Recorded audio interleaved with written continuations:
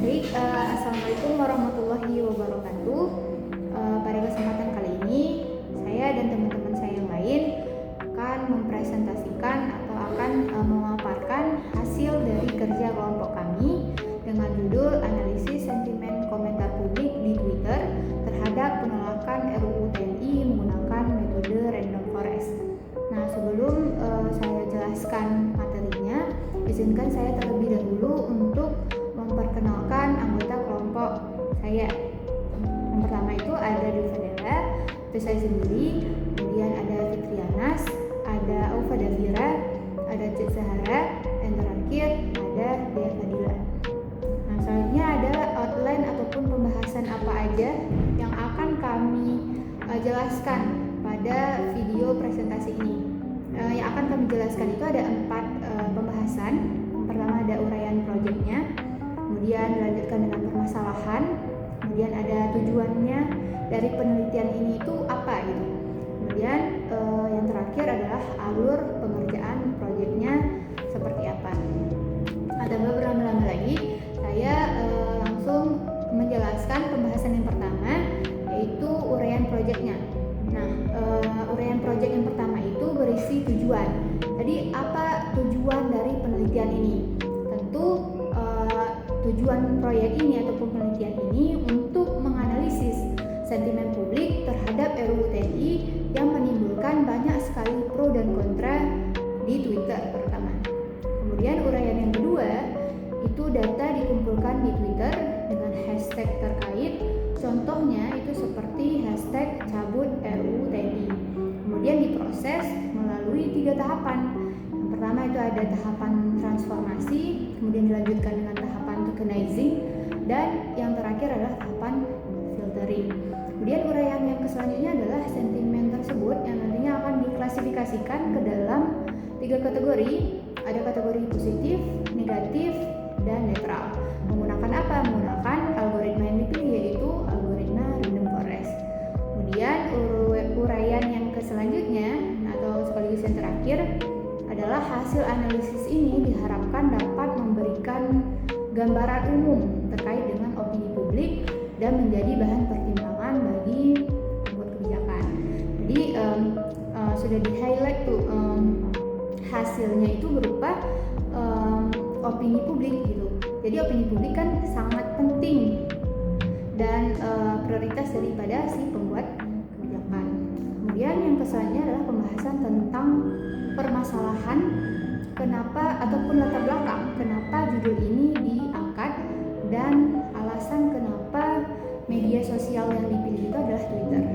Alasannya itu karena Twitter merupakan platform yang responsif terhadap isu kebijakan publik dan potensial untuk mengukur opini masyarakat karena sifatnya secara real time dan terbuka. Namun memang ada permasalahan, yaitu komentarnya itu yang padat, kemudian tidak terstruktur, serta mengandung ironi atau bahasa-bahasa lokal, tentu menjadi tantangan dalam analisis sentimen. Kemudian apa itu analisis sentimen? Analisis sentimen itu adalah proses otomatis untuk mengelompokkan opini teks berdasarkan polaritasnya. Nah, kemudian muncul pertanyaan kenapa metode yang dipakai itu adalah Random Forest, karena pada teknik ataupun metode ini itu andal gitu dalam klasifikasi teks, kemudian juga metode ini tahan terhadap overfitting dan juga efektif menangani banyak fitur. Kemudian berdasarkan hal tersebut atau hal yang sudah saya jelaskan tadi, permasalahan dalam penelitian ini itu ada 2. Yang pertama itu bagaimana menerapkan metode Random Forest untuk mengklasifikasikan sentimen publik terhadap penolakan RUU TNI berdasarkan data komentar yang ada di Twitter secara akurat. Kemudian yang kedua, bagaimana tahapan praproses dan representasi data dapat mempengaruhi hasil klasifikasi tersebut. Kemudian lanjut ke pembahasan yang selanjutnya adalah tujuan. Apa tujuan dari penelitian ini? Tujuannya itu ada 2. Yang pertama tentu untuk menganalisis sentimen publik terhadap penolakan RUU TNI dengan mengelompokkan atau mengklasifikasikan komentar-komentar Twitter menjadi sentimen positif, kemudian bisa jadi sentimen negatif ataupun netral.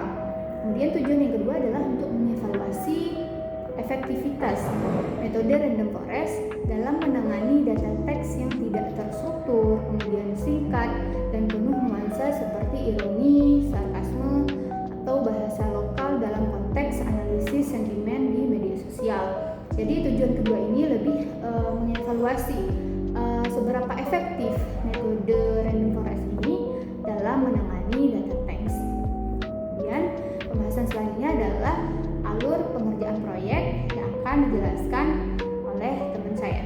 Nah, di sini saya akan melanjutkan pembahasan mengenai alur pengerjaan proyek, di mana alur pengerjaan proyek ini sendiri terbagi atau terdiri dari beberapa tahapan. Yang pertama, kita harus melakukan pengumpulan data Twitter, yaitu crawling data dari Twitter menggunakan Google Colab.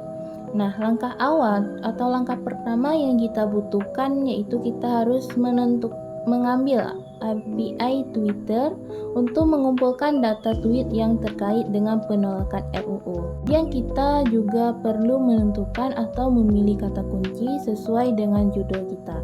Nah, berkaitan judul yang kami angkat itu tentang penolakan RUU, maka di sini kami memilih kata kunci #cabut RUU TNI. Seperti yang dapat kita lihat pada gambar di samping, di sini ada tampilan atau cuplikan gambar yang kami ambil dari Google Colab yang sudah berhasil kami jalankan. Seperti yang saya katakan tadi, yang pertama, langkah pertama atau langkah awalnya kita harus menjalankan API Twitternya untuk mengambil data dari Twitternya. Kemudian untuk langkah kedua, kita juga perlu install library-nya terlebih dahulu supaya data tersebut bisa diambil dari Twitter tersebut. Langkah yang ketiga baru ke penggunaan kata kunci yang tadinya, yaitu #cabut RUU TNI, yang nantinya data ini akan disimpan dalam format CSV. Nah, setelah proses yang ada di Google Colab itu berjalan dengan lancar, sehingga kami mendapatkan data berjumlah 2.782 data, yang mana di sini mencakup teks tweet, waktu posting, jumlah suka, gambar, retweet, bahasa, lokasi, username, dan lain sebagainya. Setelah semua data ini terkumpul, kita akan lanjut ke proses selanjutnya, yaitu tentang pembersihan data atau pre-processing. Nah, pre-processing ini sendiri merupakan tahapan di mana data akan diproses untuk melakukan pembersihan datanya atau membersihkan kata-kata yang tidak penting. Nah, di sini untuk pembersihan data atau pre-processingnya kami menggunakan aplikasi Oren. Aplikasi Oren ini merupakan salah satu software yang digunakan untuk melakukan berbagai proses untuk menganalisis teks secara otomatis. Nah, di aplikasi ini juga selain untuk pre-processing juga bisa dilakukan seperti analisis sentimen dan hal-hal lainnya yang berkaitan dengan analisis teks. Pada pre-processing kali ini kami menggunakan 3 teknik pembersihan data, yaitu ada transformasi, tokenizing, dan filtering. Di sini saya akan membahas satu persatu tentang pembersihan data yang sudah kami gunakan. Yang pertama itu ada transformasi. Nah, transformasi itu sendiri adalah proses mentransformasi atau mengubah data ke dalam bentuk yang sesuai agar dapat diproses dengan perhitungan algoritma. Nah, transformasi ini sendiri dibagi lagi menjadi 4. Ada 4 jenis transformasi yang akan dilakukan. Yang pertama itu ada lowercase, di mana dia akan mengubah semua huruf kapital menjadi huruf kecil. Misalnya ada kalimat cabut RUU TNI yang misalnya C-nya C kapital, RUU TNI-nya kapital semua. Berarti nanti C kapital dan RUU TNI kapital tersebut akan diubah menjadi huruf kecil semua. Nah, yang kedua ada remove access, di mana di sini akan menghapus tanda baca atau aksen yang tidak diperlukan dalam analisis. Selanjutnya ada parse HTML, di mana di sini akan menghapus atau mengubah kode HTML menjadi bentuk teks biasa. Yang terakhir yaitu remove URL. Di sini akan menghapus link yang ada pada teks tersebut. Inilah beberapa proses pre-processing yang ada pada transformasi. Selanjutnya, tahapan pre-processing selanjutnya yaitu ada tokenizing. Nah, apa yang dikatakan dengan tokenizing tersebut? Apa pengertiannya? Di sini pada tokenizing dapat kita katakan sebagai proses di mana tanda baca akan dihilangkan sehingga menghasilkan sebuah kalimat atau kata yang berdiri sendiri. Artinya seperti ini, tanda baca yang mana yang dikatakan dengan tanda baca? Tanda baca di sini ada seperti tanda tanya, tanda titik, tanda koma, dan lain sebagainya. Nah, tanda baca tersebut akan dihapus dan kemudian hilangkan sehingga nantinya akan menghasilkan sebuah kalimat atau kata yang berdiri sendiri.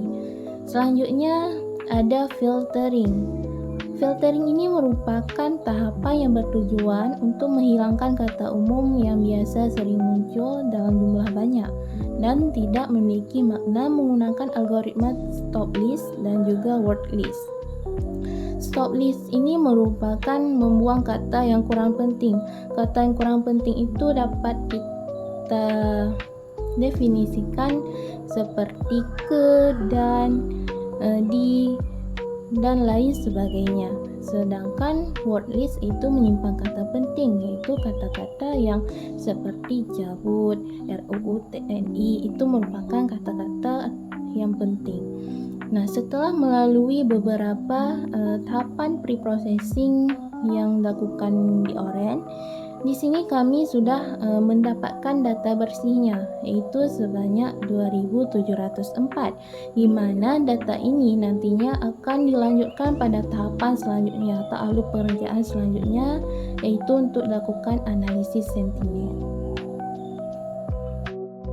Tahapan selanjutnya adalah analisis sentimen, di mana data yang dianalisis melalui widget sentimen analisis akan menghasilkan beberapa label sentimen berupa positif, negatif, dan netral. Hasil dari proses ini akan divisualisasikan menggunakan bar plot yang akan disimpan melalui data table dan save data. Selanjutnya adalah tahapan ekstraksi fitur dan representasi data. Teks yang telah dilabeli kemudian diubah menjadi representasi numerik menggunakan secara otomatis di dalam Orange seperti Back of Word atau TF-IDF. Back of Word akan bekerja dengan menghitung frekuensi kemunculan setiap kata dalam dokumen tanpa memperhatikan urutan atau konteks kata tersebut. Sedangkan TF akan memberikan bobot pada setiap kata berdasarkan seberapa sering kata tersebut muncul, dan IDF seberapa jarang kata itu muncul di seluruh kumpulan dokumen. Proses ini memungkinkan karakteristik dari kata dalam klasifikasi dan korelasinya terhadap kelas sentimen tertentu. Baik, saya akan lanjutkan ke tahap berikutnya, yaitu pemilihan atribut dan klasifikasi menggunakan metode random forest. Nah, pada tahap yang kelima yaitu pemilihan atribut. Widget select column digunakan untuk memilih kolom fitur yang relevan serta meletakkan kolom label sebagai target klasifikasi. Langkah ini penting agar model hanya menerima data yang dibutuhkan. Jadi kami di sini menggunakan widget select column untuk memilih kolom mana yang akan dijadikan fitur, yang mana yang akan dijadikan target untuk proses klasifikasi. Kami meletakkan kolom hasil representasi teks seperti TF, IDF sebagai fitur atau input model, sedangkan kolom sentimen yang berisi label positif, negatif, dan netral kami tetapkan sebagai target atau output yang akan diprediksi.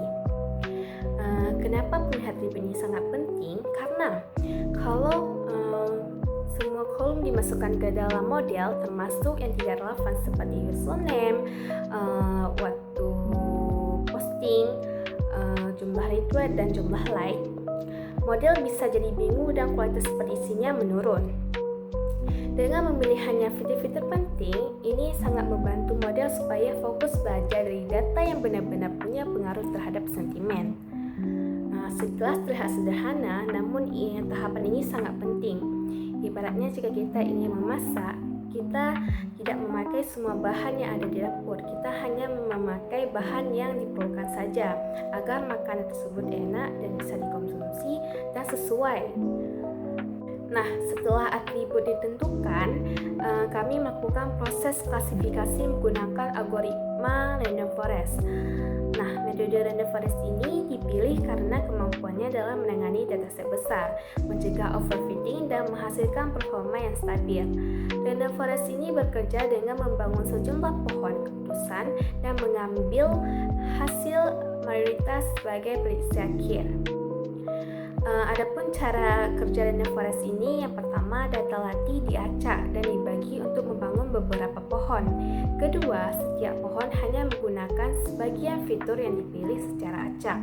Ketiga, setiap pohon akan memberikan prediksinya sendiri, misalnya apakah tweet itu positif, negatif, atau netral. Nah, lalu hasil akhir ditentukan dengan sistem voting. Contohnya, jika dari 7 pohon, 4 pohon memilih negatif, 2 pohon memilih netral, 1 pohon memilih positif, maka hasilnya adalah negatif, karena negatif ini lebih banyak dipilih. Nah, dengan metode ini, kami dapat membangun model klasifikasi sentimen yang stabil dan cukup tangguh untuk menghadapi data Twitter yang sangat kompleks. Selanjutnya bagian tahapan ke-8 yaitu evaluasi model. Oke, selanjutnya saya akan menjelaskan bagian evaluasi model dari proyek ini. Sebelumnya kita harus tahu dulu apa sih tujuan dari evaluasi model ini, gitu kan? Nah, evaluasi model ini bertujuan untuk mengukur seberapa baik kinerja model klasifikasi yang sudah dibangun. Nah, dalam hal ini metode yang kita pakai itu adalah random forest. Evaluasi ini dilakukan menggunakan 2 komponen utama, yaitu widget test and score dan juga confusion matrix yang sudah tersedia di Oren. Kenapa di Oren? Karena kami itu memakai tools yaitu Oren. Nah, yang pertama, untuk pembagian data kami menggunakan skema 80/20%. Artinya 80 data digunakan untuk pelatihan atau biasa kita sebut dengan data training, dan 20% sisanya itu untuk pengujian atau biasa kita sebut dengan data testing. Nah, pembagian ini dilakukan secara otomatis oleh Oren saat kita menggunakan widget test and score. Selain otomatis, kita juga bisa mengubah seberapa ingin kita mengubah data tersebut, ataukah 70/30 itu bisa kita ubah di Oren nantinya. Nah, kemudian hasil evaluasi ditampilkan dalam bentuk beberapa metrik evaluasi. Ada AUC area, under curve, kemudian ada CA, classification accuracy, ada F1 score, kemudian di sini ada precision ya, ada recall, ada MCC. Nah, dari hasil yang terlihat di tabel ini, semua nilai matrik menunjukkan angkanya sempurna, yaitu 1000. Nah, ini artinya model memiliki performa yang sangat baik dengan prediksi yang benar 100%, itu pada data uji. Nah, untuk memastikan hal ini, kami juga melihat hasil confusion matrix di bawahnya.